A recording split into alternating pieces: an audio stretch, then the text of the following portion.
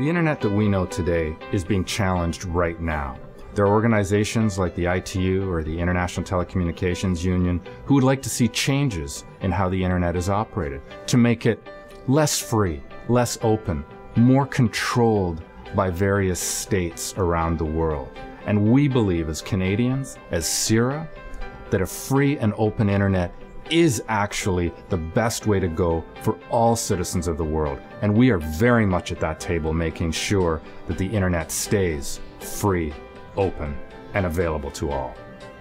This year, CIRA hosted ICANN 45, which is one of the international meetings ICANN hosts around the world. We were lucky enough to host it in Toronto in October of 2012, which was a great experience for CIRA and for ICANN as well. It allowed us to not only showcase CIRA and all the work that we're doing, but also, frankly, Toronto and Canada as well. The ICANN events are really important as it draws together all the key people that are involved in internet governance into one spot and at one time.